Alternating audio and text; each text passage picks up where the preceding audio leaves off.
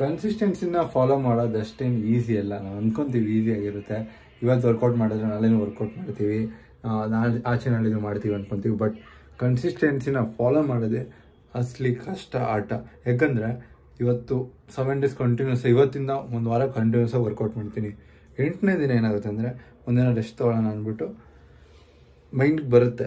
But ನಾವು ಹೋಗ್ಬೇಕಂತ force ಮಾಡ್ಕೊಂಡು ಹೋಗ್ಬಿಡ್ಬೇಕು. ಏನಾದರೂ ನಾವು 8th day ರೆಸ್ಟ್ ತೊಗೊಂಬಿಟ್ರೆ ಏನಾಗುತ್ತೆ ಅಂದರೆ 9th, 10th, 11th ಹೋಗ್ತೀರ, ತಿರ್ಗಾ 12th day ತಿರ್ಗಾ ರೆಸ್ಟ್ ತೊಗೋಬೇಕಂತ ಮೈಂಡ್ಗೆ ಬರುತ್ತೆ. ಅವಾಗೂ ರೆಸ್ಟ್ ತೊಗೋತೀರ, ಅವಾಗ ಕನ್ಸಿಸ್ಟೆನ್ಸಿ ಬ್ರೇಕ್ ಆಗುತ್ತೆ.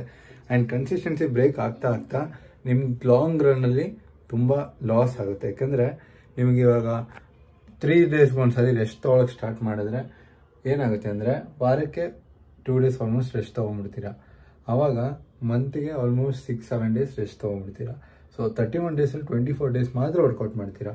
ಸೊ ಹಂಗೆ ನೀವು ಶಾರ್ಟ್ ಪೀರಿಯಡಲ್ಲಿ ಕನ್ಸಿಸ್ಟೆನ್ಸಿದು ಪವರ್ ಗೊತ್ತಾಗಲ್ಲ. ಬಟ್ ಲಾಂಗ್ ಹೋಗ್ತಾ ಹೋಗ್ತಾ ಹೋಗ್ತಾ ಹೋಗ್ತಾ ಅದ್ರ ರಿಸಲ್ಟು ಮೇಲೆ ಹೋಗ್ತಾ ಇರುತ್ತೆ.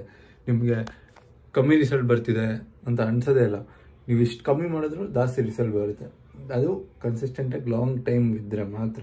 ಸೊ ಕನ್ಸಿಸ್ಟೆನ್ಸಿ ಜಸ್ಟ್ ಒಂದು ವಾರ ಮಾಡಬೇಕು, ಇಲ್ಲ 1 ತಿಂಗಳು ಮಾಡಬೇಕು, 1 ವರ್ಷ ಮಾಡಬೇಕಂತ ಇಟ್ಕೊಬೇಡಿ. ನಾನು ಲೈಫ್ ಲಾಂಗ್ ಸಾಯೋವರೆಗೂ ಏನೇನು ಹ್ಯಾಬಿಟ್ಸ್ ಮಾಡ್ತಾಯಿದ್ದೀನಿ, ಒಳ್ಳೊಳ್ಳೆ ಹ್ಯಾಬಿಟ್ಸ್ನ ಅದನ್ನು ಕನ್ಸಿಸ್ಟೆಂಟಾಗಿ ಫಾಲೋ ಮಾಡಬೇಕಂತ ಮೈಂಡ್ಗೆ ಹಾಕೊಳ್ಳಿ.